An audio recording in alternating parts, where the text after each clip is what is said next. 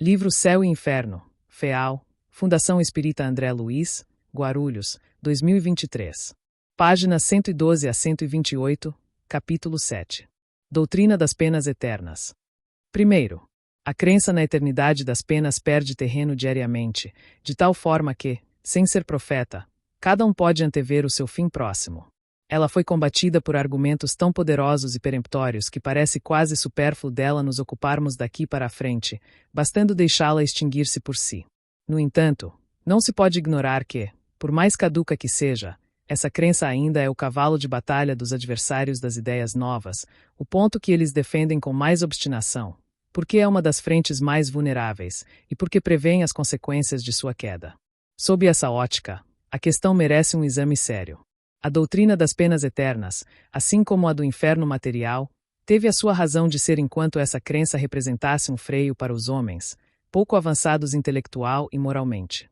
Início da nota do editor número 73, os dogmas foram criados no início da civilização, quando as massas eram constituídas por espíritos simples e ignorantes nativos da Terra. As elites que se formaram eram representadas pelos espíritos inteligentes, mas egoístas e orgulhosos, exilados de um planeta que passava por sua regeneração. A ideia das penas eternas causava medo, condicionando o povo para os hábitos sociais. Fim da nota do editor. Da mesma forma como estes seriam pouco ou nada dissuadidos pela ideia das penas morais, não o teriam sido tampouco pela das penas temporárias, não teriam nem mesmo compreendido a justiça das penas gradativas e proporcionais, porque não estavam aptos a compreender as nuances frequentemente delicadas do bem e do mal, nem o valor relativo das circunstâncias atenuantes ou agravantes. Início da nota do editor número 74. Essa explicação corresponde ao item 5º do resumo da Lei da Justiça Divina, no capítulo 8º, no trecho que afirma: a mesma falta pode assim dar lugar a punições diferentes, segundo as circunstâncias atenuantes ou agravantes nas quais ela foi cometida. As penas, que correspondem ao sofrimento moral ou sensação de infelicidade do espírito imperfeito, são graduais e proporcionais ao entendimento do espírito, que erra por ato da vontade. Desse modo, a responsabilidade pelos atos está associada ao entendimento e intenção, sendo que as leis estão presentes na consciência de cada um. Fim da nota do editor. Quanto mais próximos os homens estão do estado primitivo, mais materiais eles são. O senso moral é o que mais tardiamente neles se desenvolve. Por essa mesma razão, eles só podem ter uma ideia muito imperfeita de Deus e de seus atributos, assim como uma ideia não menos vaga acerca da vida futura. Início da nota do editor número 75. O espírito simples e ignorante vivência é uma transição entre a vida animal, regida pelo instinto, e pela vida espiritual, dirigida pelas faculdades da alma. O primeiro passo desse aperfeiçoamento é a conquista da inteligência racional, razão, que permite dominar a vontade, livre-arbítrio. Por fim desenvolvem-se o senso moral e as virtudes. Kardec explica em A Gênese. O instinto enfraquece, ao contrário, à medida que a inteligência se desenvolve, porque domina a matéria. Com a inteligência racional, nasce o livre-arbítrio que o homem usa à sua vontade. Então somente, para ele, começa a responsabilidade de seus atos. Capítulo 3, item 9. Fim da nota do editor. Os homens equipararam Deus à natureza de si mesmos. Para eles, Deus é um soberano absoluto, tanto mais terrível porquanto invisível, como um monarca déspota que, trancado em seu palácio, não se mostra jamais a seus súditos. Deus é poderoso apenas pela força material, porque os homens não compreendem a força moral, vendo-o apenas armado com o raio, ou em meio a relâmpagos e tempestades, semeando por onde passa a ruína e a desolação, a exemplo dos guerreiros invencíveis. Um Deus de mansuetude e misericórdia não seria um Deus, mas um ser fraco que não saberia fazer-se obedecer. No conceito da vingança implacável, nos castigos terríveis, eternos, nada havia contrário à ideia que os homens faziam de Deus, nada que a sua razão rejeitasse. Implacáveis que eram eles mesmos em seu rancor, cruéis com os inimigos e sem piedade pelos vencidos, Deus, sendo-lhes superior, haveria de ser ainda mais terrível. Para tais homens, eram necessárias crenças religiosas similares à sua natureza ainda rústica. Início da nota do editor número 76, em A Gênese, Kardec define: a história da origem de quase todos os povos antigos se confunde com a de suas religiões. A religião era, nesse tempo, um freio poderoso para governar. Para dar mais força à religião, era necessário apresentá-la como absoluta, infalível e imutável. Sem essas qualidades, ela teria perdido a ascendência sobre esses seres quase primitivos, apenas iniciados para a racionalidade. Ela não poderia ser discutida, assim como as ordens de um soberano. Disso resultou o princípio da fé cega e da obediência passiva, que tinha, na origem, sua razão de ser e sua utilidade. O Espiritismo surge no momento de libertação voluntária da submissão pela fé racional, que criará a fraternidade entre todos. Fim da nota do editor. Uma religião unicamente espiritual, toda de amor e de caridade, não poderia consorciar-se à brutalidade dos costumes e das paixões. Portanto, não censuremos a Moisés a sua legislação draconiana, que mal conseguia conter seu povo indócil, nem por haver feito de Deus um ser vingativo. Assim era necessário na época, a doce doutrina de Jesus não encontraria eco e quedaria impotente. À medida que o espírito se desenvolveu, o véu material dissipou-se paulatinamente, e os homens tornaram-se mais aptos a compreender as coisas espirituais, mas isso não aconteceu senão de forma gradual. Quando veio Jesus, podia este anunciar um Deus clemente, falar de seu reino que não é deste mundo, dizendo aos homens: amai-vos uns aos outros e fazei o bem aos que vos odeiam, ao passo que os antigos diziam: olho por olho, dente por dente. Ora, quais eram os homens que viviam no tempo de Jesus? Eram almas criadas e encarnadas recentemente. Se assim fosse, Deus teria criado no tempo de Jesus almas mais avançadas do que no tempo de Moisés. Mas, então, o que teria acontecido com estas últimas? Deveriam definhar eternamente no embrutecimento. O bom senso rejeita tal suposição. Não, elas eram as mesmas almas que, após terem vivido sob o império da lei mosaica, haviam adquirido ao longo de várias existências um desenvolvimento suficiente para compreenderem uma doutrina mais elevada, encontrando-se avançadas o suficiente hoje para receber um ensinamento ainda mais completo. Ainda assim, o Cristo não lhes podia revelar todos os mistérios do futuro, tendo ele mesmo dito: eu ainda teria muitas coisas para vos dizer, mas vós não as compreenderíeis, eis porque vos falo em parábolas. Principalmente no que concerne à moral, ou seja, aos deveres do homem para com o homem, ele foi muito explícito, pois, tocando na corda sensível da vida material, ele sabia fazer-se compreender. Sobre as outras questões, limitou-se a semear, de forma alegórica, as sementes do que deveria florescer mais tarde. A doutrina das penas e das recompensas futuras pertence a esta última ordem de ideias. Sobretudo com relação às penas, ele não podia romper de repente com as ideias já recebidas. Vinha mostrar novos deveres aos homens, a caridade e o amor ao próximo, em substituição ao espírito de ódio e de vingança, a abnegação no lugar do egoísmo, o que já era muito.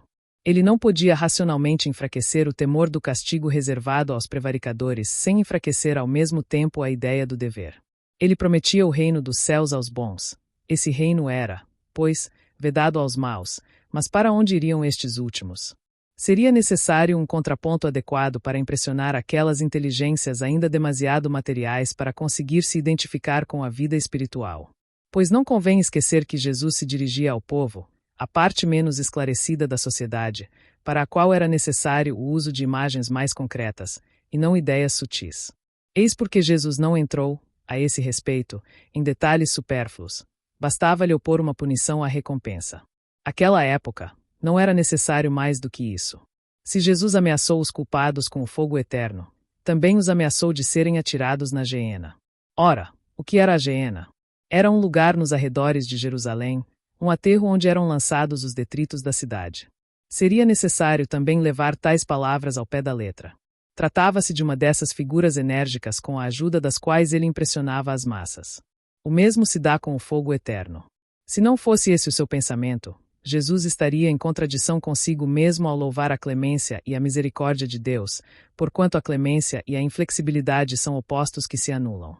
Seria, portanto, um engano espantoso com relação ao sentido das palavras de Jesus se nelas enxergássemos a sanção do dogma das penas eternas, quando todo o seu ensinamento proclama a mansidão do Criador. Na oração dominical, Jesus nos ensina a dizer: Senhor, perdoai as nossas ofensas, assim como nós perdoamos aqueles que nos ofenderam. Se o culpado não esperasse algum perdão, seria inútil pedi-lo. Mas seria esse perdão sem condições? Seria uma graça, uma remissão pura e simples da pena em que se incorre? Não. O alcance desse perdão subordina-se à maneira que se haja perdoado, ou seja, se nós não perdoamos, não seremos perdoados. Deus, fazendo do esquecimento das ofensas uma condição absoluta, não podia exigir do homem fraco aquilo que ele, onipotente, não faria. A oração dominical é um protesto diário contra a eterna vingança de Deus. Para homens que não possuíam senão uma noção confusa da espiritualidade da alma, a ideia do fogo material não tinha nada de surpreendente, sobretudo porque ela fazia parte da crença vulgar oriunda da ideia do inferno dos pagãos, quase universalmente disseminada. A eternidade das penas não tinha tampouco nada que espantasse pessoas submetidas por séculos à legislação do terrível Jeová.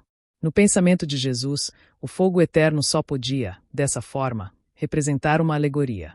Pouco lhe importava se essa alegoria fosse tomada ao pé da letra, se pudesse servir de freio. Ele sabia muito bem que o tempo e o progresso iriam encarregar-se de explicitar o seu sentido figurado, principalmente porque, segundo sua predição, o Espírito da Verdade viria a esclarecer os homens sobre todas as coisas. Início da nota do editor número 77. A doutrina de Jesus, como anteriormente a de Sócrates e Platão, é a da autonomia intelecto-moral, superando a heteronomia, submissão à vontade alheia, das religiões ancestrais. Mas a mudança de paradigma pela humanidade é gradual e depende de condições progressivas de maturidade do entendimento para se completar. O Espiritismo, surgindo quando do advento da ciência moderna, faz uso do método científico para demonstrar a teoria moral autônoma enquanto lei universal. Ele cumpre, assim, a previsão feita por Jesus da vinda do Paracleto ou Espírito da Verdade. Fim da nota do editor. A característica essencial das penas irrevogáveis é a inutilidade do arrependimento. Ora, Jesus jamais disse que o arrependimento não encontraria a graça diante de Deus. Ao contrário, em todas as ocasiões Jesus mostra Deus clemente, misericordioso, pronto a receber o filho pródigo de volta ao teto paterno. Ele só o mostra inflexível para o pecador irredutível. Se Deus tem o castigo numa das mãos, tem sempre na outra, no entanto, o perdão pronto a se estender sobre o culpado, desde que este se volte sinceramente para ele. Tal não é, certamente, a descrição de um Deus impiedoso. Convém observar também que Jesus jamais pronunciou uma condenação irremissível contra ninguém, mesmo contra os maiores criminosos. Todas as religiões primitivas, de acordo com a índole dos povos, tiveram deuses guerreiros que combatiam à frente dos exércitos. O Jeová dos Hebreus fornecia-lhes 1000 maneiras de exterminar seus inimigos, recompensando-os pela vitória ou punindo-os pela derrota. Conforme a ideia que se fazia de Deus, acreditava-se honrá-lo ou pacificá-lo com o sangue dos animais ou dos homens. Daí os sacrifícios de sangue que tiveram papel tão importante em todas as religiões antigas. Os judeus haviam abolido os sacrifícios humanos. Os cristãos, apesar dos ensinamentos do Cristo, por muito tempo acreditaram honrar o Criador entregando às chamas e às torturas milhares daqueles a quem denominavam hereges, o que representava, sob outra forma, verdadeiros sacrifícios humanos, uma vez que os promoviam para a maior glória de Deus, e com o acompanhamento de cerimônias religiosas. Mesmo hoje ainda invocam o Deus dos exércitos antes do combate, glorificando-o após a vitória, frequentemente pelas causas mais injustas e anticristãs. Como o homem é lento em se desfazer de seus preconceitos, de seus hábitos e de suas ideias primitivas. 40 séculos nos separam de Moisés, e nossa geração cristã ainda carrega consigo traços de antigos usos bárbaros, consagrados, ou ao menos aprovados, pela religião atual. Foi preciso o poder da opinião dos não-ortodoxos, dos que são olhados como heréticos, para dar fim às fogueiras e fazer compreender a verdadeira grandeza de Deus. Mas, na falta das fogueiras, as perseguições materiais e morais estão ainda em pleno vigor, tão arraigada está no homem a ideia de um Deus cruel.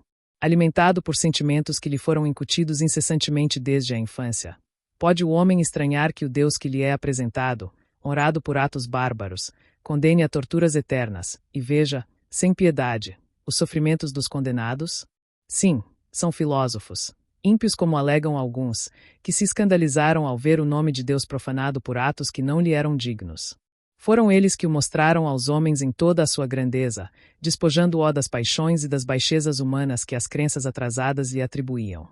A religião aí ganhou em dignidade o que perdeu em prestígio exterior, uma vez que, se há menos homens agarrados à forma, há em maior número os que são mais sinceramente religiosos pelo coração e pelos sentimentos. Mas, ao lado destes últimos, quantos existem que, detendo-se na superfície, foram levados à negação de toda a providência? Por não saberem conciliar apropriadamente as crenças religiosas e o progresso da razão humana, surgiu entre uns o deísmo, entre outros a incredulidade absoluta, e entre outros ainda, enfim, o panteísmo. Em outras palavras, fez-se o homem a si mesmo Deus, por não conseguir enxergar um que fosse suficientemente perfeito. Início da nota do editor número 78. No início do século XIX, surgiu o pensamento materialista, incredulidade, atribuindo ao sentido da vida somente o que fosse desejado, útil e necessário, impondo as leis humanas pelos castigos e recompensas sociais. Desse modo, repetia a heteronomia das religiões do mundo velho, fanatismo. A reação espiritualista, fé racional, representada na França pela psicologia espiritualista e depois pelas ciências filosóficas do espiritualismo racional, abriu caminho para o conhecimento da lei universal pelo espiritismo, ao esclarecer a religiosidade natural, a perfectibilidade da alma e a providência divina. Fim da nota do editor. Segundo, voltemos ao dogma das penas eternas. O principal argumento que se invoca a seu favor é o seguinte: admite-se, entre os homens, que a gravidade de uma ofensa é proporcional à qualidade do ofendido. A ofensa cometida contra um soberano, sendo considerada mais grave do que aquela contra um simples súdito, é punida mais severamente. Ora, Deus é mais que um soberano. Por ser infinito, a ofensa contra ele é, portanto, infinita, exigindo assim um castigo infinito, em outras palavras, eterno. Toda refutação é um raciocínio que deve ter seu ponto de partida, uma base sobre a qual se apoie, uma premissa, enfim. Tomamos essa premissa nos próprios atributos de Deus. Deus é único, eterno, imutável, imaterial, todo-poderoso, soberanamente justo e bom, infinito em todas as suas perfeições. Início da nota do editor número 79. Para os leitores contemporâneos de Allan Kardec, o uso da razão para analisar as questões psicológicas e metafísicas estava presente no espiritualismo racional, presente desde 1830 nas universidades e no sistema oficial do ensino francês. As disciplinas das ciências filosóficas dividiam-se entre psicológicas e metafísicas. A metafísica especial era dividida em 3 partes: psicologia racional, relações entre a alma e o corpo; cosmologia racional, natureza da matéria e da vida; e teodiceia, estudo racional de Deus, pois, que do nada cria cada coisa, porque é o próprio ser, e por consequência a causa primária, única e eficiente de todas as coisas. Jeanette, Paul. Tratado elementar de filosofia.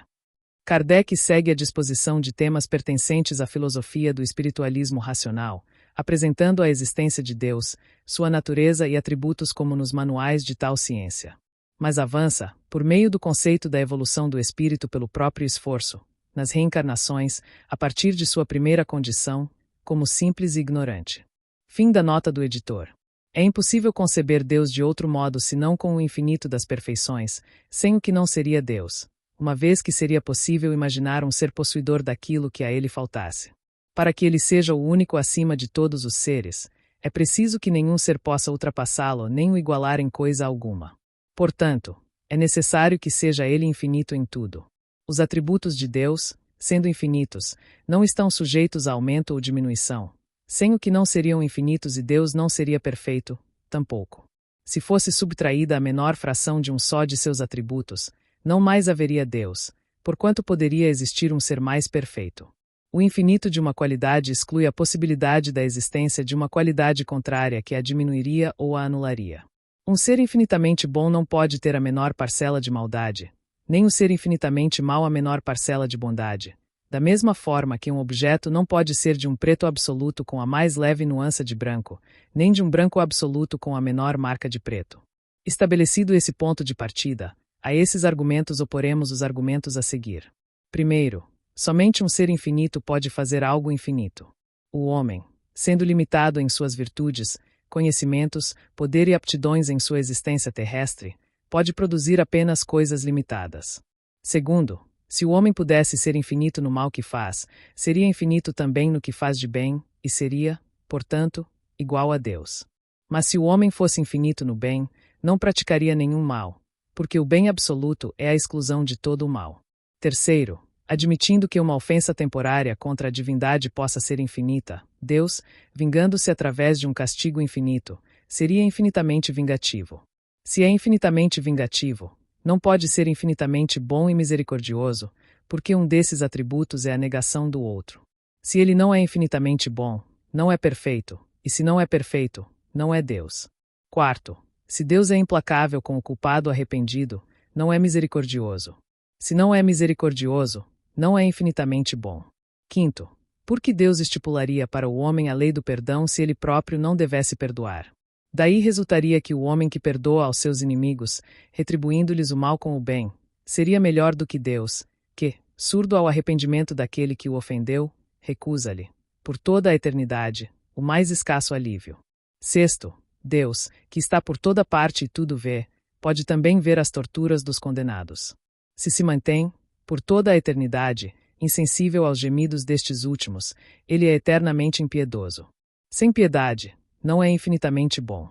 Sétimo, a esse último argumento responde-se que o pecador que se arrepende antes de morrer recebe a misericórdia divina, de forma que o maior culpado pode encontrar benevolência diante de Deus.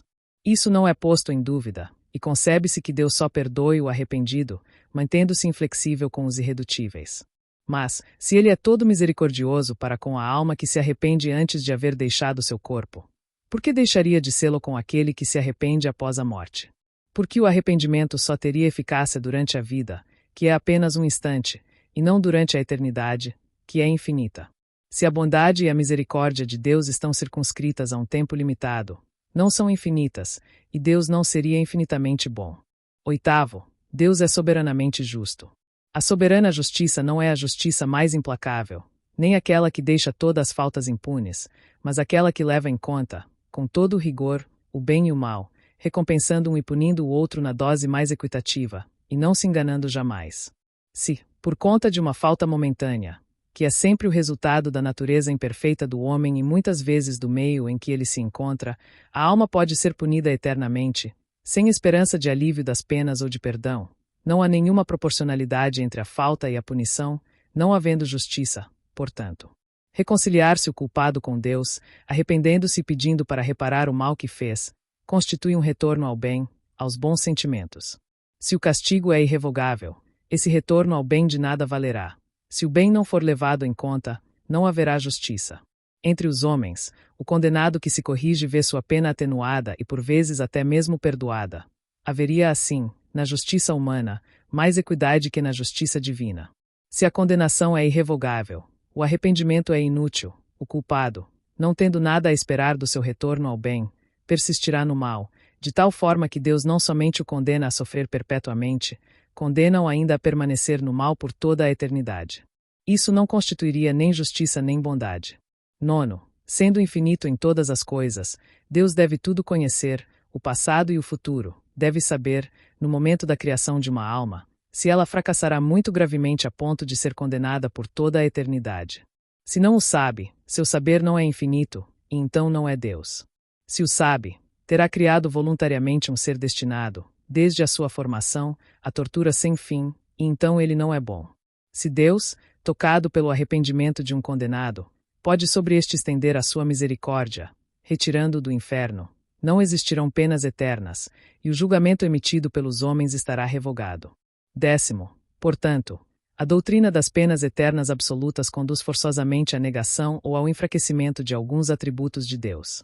Ela é, assim, incompatível com a perfeição infinita, donde se conclui que, se Deus é perfeito, a condenação eterna não existe, ou, se ela existe, Deus não é perfeito.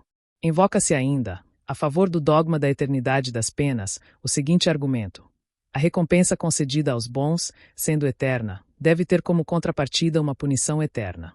É justo que se equipare a punição à recompensa. Ora, Deus criou a alma com o objetivo de fazê-la feliz ou infeliz. Evidentemente, a felicidade da criatura deve ser a finalidade da sua criação, e, do contrário, Deus não seria bom. A alma alcança a felicidade por seu próprio mérito, cujo resultado, uma vez adquirido, ela não pode perder. A perenidade da felicidade é, portanto, a consequência da sua imortalidade. Mas, antes de chegar à perfeição, a alma tem que sustentar lutas e travar combates com as más paixões. Não a tendo Deus criado perfeita, mas suscetível de o ser, para que a alma tenha o mérito de suas obras, ela pode cair em faltas, consequência de sua fraqueza natural. Se, por conta de uma queda, ela devesse ser punida eternamente, poder-se-ia perguntar por que Deus não a criou mais preparada. Início da nota do editor número 80. A teoria espírita supera o dogma da queda da alma, pecado, karma, elaborado a partir da falsa ideia de que Deus teria criado os espíritos perfeitos em moral e sabedoria. E ressignifica racionalmente os termos castigo e pena, enquanto consequência natural da falta. Baseada em leis deduzidas pelos fatos, esclarece: não há queda senão na passagem de um estado relativamente bom a um estado pior. Ora, o espírito criado simples e ignorante está, em sua origem, num estado de nulidade moral e intelectual, como a criança que acaba de nascer. Se não fez o mal, não fez, não mais, o bem. Não é nem feliz nem infeliz. Age sem consciência e sem responsabilidade. Uma vez que nada tem, nada pode perder, e não pode, não mais, retrogradar. Sua responsabilidade não começa senão no momento em que se desenvolve nele o livre-arbítrio. Seu estado primitivo não é, pois, um estado de inocência inteligente e racional. Por consequência, o mal que faz mais tarde infringindo as leis de Deus, abusando das faculdades que lhe foram dadas, não é um retorno do bem ao mal, mas a consequência do mau caminho em que se empenhou. Revista Espírita, junho de 1863, artigo do princípio da não retrogradação dos espíritos. Fim da nota do editor. A punição que sofre é uma advertência sobre o mal praticado, que deve ter como resultado a sua recondução ao bom caminho. Se a pena fosse irremissível, seria supérflua qualquer intenção de melhor proceder e o desígnio providencial da criação não poderia ser alcançado, porquanto haveria seres predestinados à felicidade e outros à desdita. Se uma alma culpada se arrepende, ela pode endireitar-se. Podendo fazê-lo, ela pode aspirar à felicidade. Seria Deus justo se lhe recusasse os meios para tal? Início da nota do editor número 81. Essa explicação corresponde ao item 13º do resumo da Lei da Justiça Divina, no capítulo 8º, que afirma: para o espírito mau, sendo o artífice de sua própria infelicidade, termina por compreender que dele depende fazê-la cessar e que, quanto mais tempo persistir no mal, por mais tempo ele será infeliz. Fim da nota do editor. Sendo o bem o objetivo final da criação, a felicidade, que é seu prêmio, deve ser eterna. O castigo, que é um meio de alcançá-la, deve ser temporário. Mesmo entre os homens, a noção mais elementar de justiça preconiza que não se pode castigar perpetuamente aquele que tem o desejo e a vontade de fazer o bem. Terceiro, um último argumento a favor das penas eternas é este: o temor das penas eternas é um freio. Se desaparecesse, o homem, nada mais temendo, entregar-se-ia a todos os excessos. Esse raciocínio procederia se as penas temporárias implicassem a inexistência de qualquer sanção corretiva. O estado feliz ou infeliz na vida futura é uma rigorosa consequência da justiça de Deus, porquanto uma eventual igualdade de condições do homem bom e do mal constituiria a negação dessa justiça. Mas o castigo não é menos penoso por não ser eterno, e será tanto mais temível quanto maior for a certeza dele, assim como será tanto mais crível quanto mais racional for. Uma pena em que não se crê está longe de constituir um freio, figurando a doutrina das penas eternas nesse grupo. A crença nas penas eternas, como já o dissemos, teve a sua utilidade e a sua razão de ser numa determinada época. Atualmente não apenas não mais impressiona, como até produz incrédulos. Antes de colocá-la como uma necessidade, seria mister demonstrar a sua realidade. Seria preciso, principalmente, que se constatasse a sua eficácia sobre aqueles que a preconizam e se esforçam por prová-la. Infelizmente, entre esses, muitos demonstram, através de seus atos, não a temer minimamente. Se essa pena é impotente para reprimir o mal entre aqueles que dizem nela crer, que influência poderá exercer sobre os que nela não acreditam? Em contrapartida, todos admitirão como justa uma pena cuja duração seja proporcional à gravidade da falta e à obstinação com que se persista no mal. Início da nota do editor número 82. Essa explicação corresponde ao item 5 do resumo da Lei da Justiça Divina, no capítulo 8º, no trecho que afirma: a punição varia segundo a natureza e a gravidade da falta. A punição da falta, ocorrida em virtude da imperfeição, é a condição de sofrimento moral ou infelicidade. Assim, por sua natureza, essa sensação de infelicidade do espírito é gradual, variando de intensidade proporcionalmente ao grau de consciência, alcance, revolta, negação e outras condições agravantes e atenuantes. Tudo muda quando o espírito se arrepende por sua livre vontade e retorna ao bem, pois toda pena é temporária. Fim da nota do editor. Mas deixando sempre aberta a porta para o arrependimento. Quarto, Até este ponto não se tem combatido o dogma das penas eternas senão com o raciocínio. Vamos agora mostrá-lo em contradição com questões objetivas que temos diante dos olhos, provando a sua impossibilidade. De acordo com esse dogma, o destino da alma está irrevogavelmente fixado após a morte. É, portanto, um obstáculo intransponível que se opõe ao progresso. Ora, a alma progride ou não? Eis aí toda a questão. Se progride, a eternidade das penas é impossível. Poderíamos duvidar desse progresso quando constatamos a imensa variedade de aptidões morais e intelectuais que existem sobre a Terra, do selvagem ao homem civilizado, ou quando constatamos a diferença que um mesmo povo apresenta de um século para o outro. Se admitirmos que não são mais as mesmas almas, será preciso então concluir que Deus as criou nos diversos graus de adiantamento, segundo as épocas e os lugares, favorecendo algumas almas e condenando outras a uma inferioridade perpétua, o que seria incompatível com a justiça, que deve ser a mesma para todas as criaturas.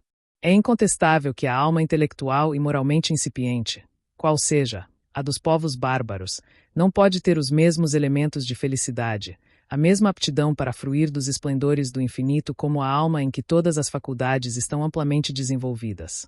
Portanto, se essas almas não progridem, elas só podem, mesmo nas condições mais favoráveis, desfrutar perpetuamente de uma felicidade, por assim dizer, incompleta.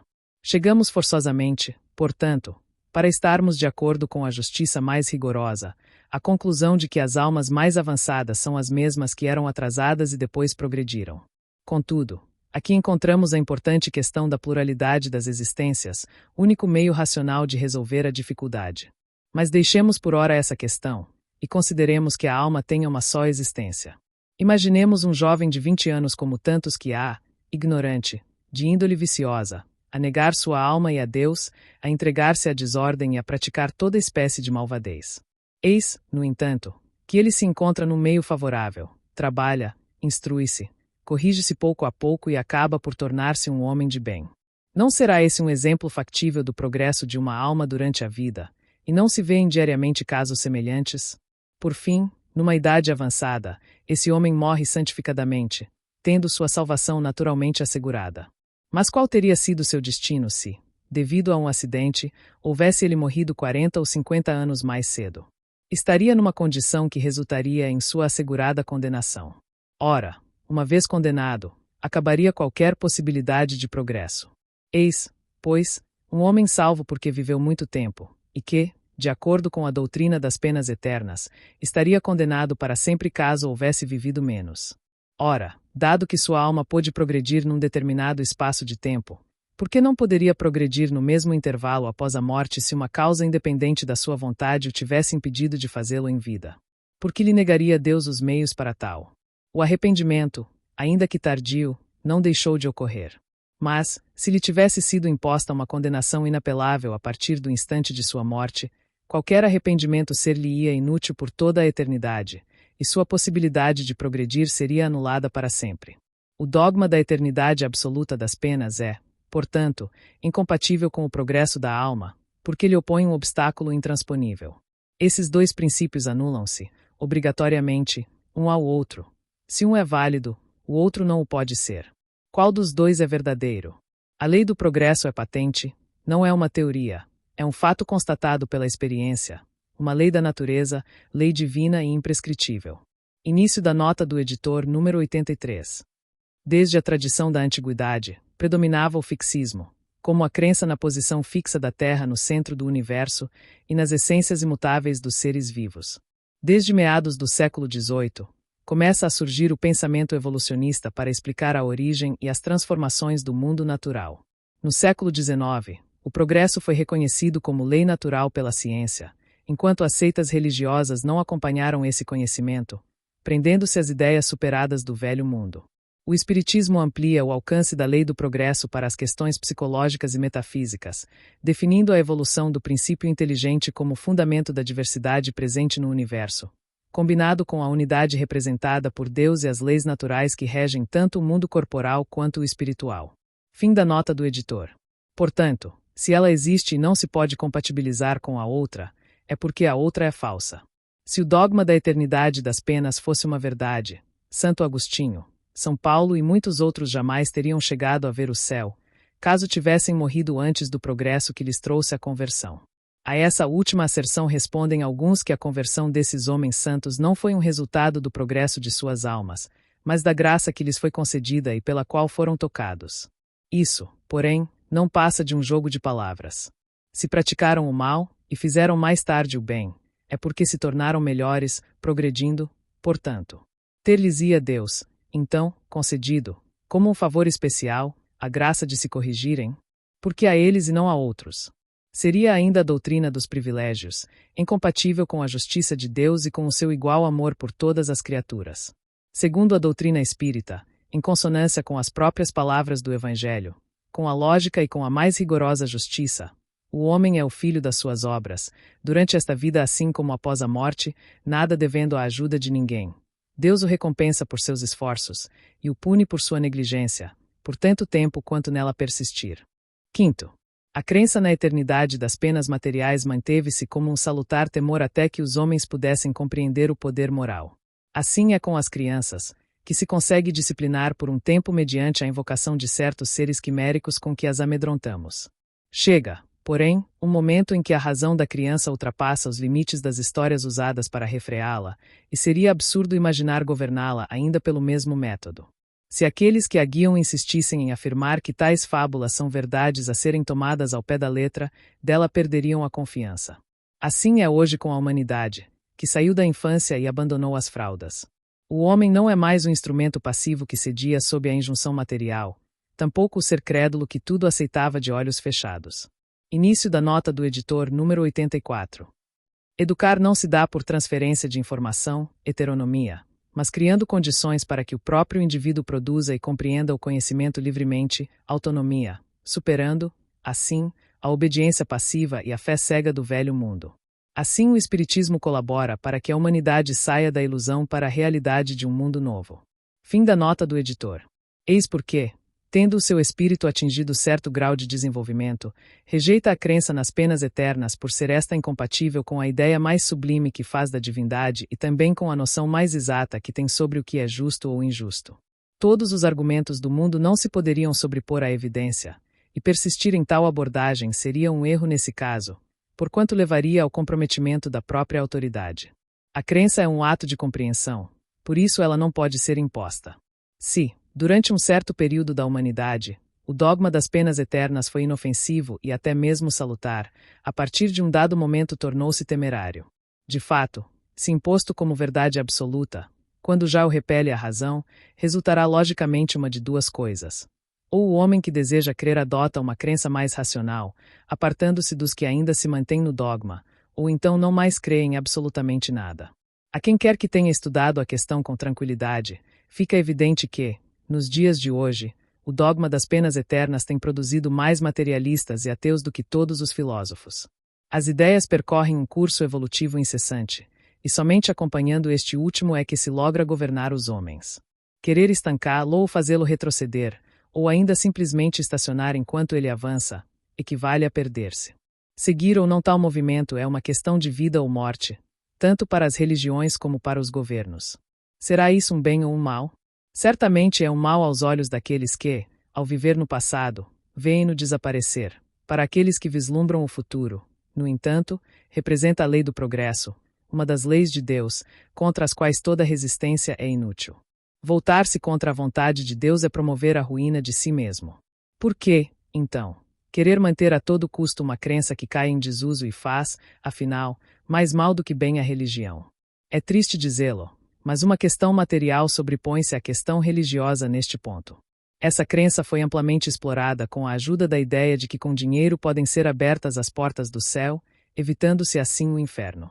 A renda que tal ideia gerou e gera ainda é incalculável. É o imposto pago antecipadamente sobre o temor da eternidade. Sendo facultativo, o rendimento de tal imposto é proporcional à crença. Se inexiste a crença, o rendimento é nulo. A criança cede de boa vontade o seu doce àquele que lhe promete espantar o lobisomem. Se a criança, porém, não mais acredita em lobisomens, ela guarda o doce para si. A nova revelação, ao proporcionar ideias mais criteriosas acerca da vida futura e ao provar que podemos alcançar a salvação pelas próprias obras, deve encontrar uma oposição ainda mais acirrada por fazer secar uma importante fonte de receita. Assim é toda vez que uma descoberta ou invenção vem promover uma mudança nos hábitos. Início da nota do editor número 85. O Espiritismo não criou a renovação social, pois a maturidade da humanidade faz dessa renovação uma necessidade. Entretanto, os que são essencialmente refratários a essas ideias, mesmo entre os mais inteligentes, e que certamente não as aceitarão. Em alguns casos, de boa fé, por convicção, outros por interesse. São inteligentes o suficiente para ver no Espiritismo um auxiliar das ideias progressistas e dos elementos da transformação que temem. Quanto mais uma ideia é grandiosa, mais encontra adversários, e pode-se medir sua importância pela violência dos ataques dos quais seja objeto. A Gênese, capítulo 18, itens 23 e 24. Fim da nota do editor. Aqueles que vivem dos antigos e onerosos esquemas os defendem, desabonando os métodos novos, mais econômicos. Pode-se crer, por exemplo, que a imprensa, malgrado os benefícios que traria à humanidade, tenha sido aclamada pela classe numerosa dos copistas. Não, estes certamente a detestavam. Assim também deve ter sido com as máquinas, as estradas de ferro e inúmeras outras coisas. Aos olhos dos incrédulos, o dogma das penas eternas é uma questão inútil da qual se riem. Aos olhos do filósofo, esse dogma possui uma relevância social pelos abusos que enseja. O homem verdadeiramente religioso percebe que interessa à dignidade da religião que se extingam tais abusos, assim como suas causas. Fim do capítulo 7.